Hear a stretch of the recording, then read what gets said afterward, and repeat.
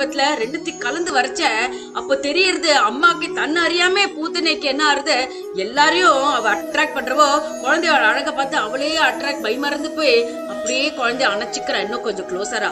அந்த சமயத்துல என்ன நடக்கிறதுனா, குழந்தை பகவான் பாக்குறார், உனக்கு தெரியாதா நான் யாருன்னு, தெரியலன்னா தோப்பாரு அப்படின்னு சொல்லிட்டு, நீ என்னோட அம்மா ரூபத்துல வந்திருக்கேன், அந்த அம்மாவே நான் மதிக்க கூடியவன், அதனால நான் உன் அம்மாவா கருதி ஏன்னா உன் பாலை ஒண்டி குடிக்க போறது இல்ல, ஆனா உன்னோட உசிரே எடுத்துற வந்த யமனாக நான் வந்துட்டேன் அப்படின்னு சொல்லிட்டு அப்படியே அவளோட உசுரை எடுத்து விடுறார் பகவான்.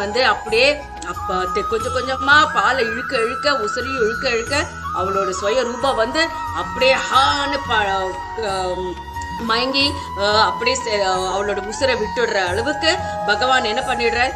பகவான் தன்னோட வாய அவளோட மார்பிள அவ கிட்டக்க இருக்கிறதுனால அவளுக்கு பகவானையே டச் தொட்டதுனால அவளுக்கு முக்தி கிடைச்சு விடுறதா.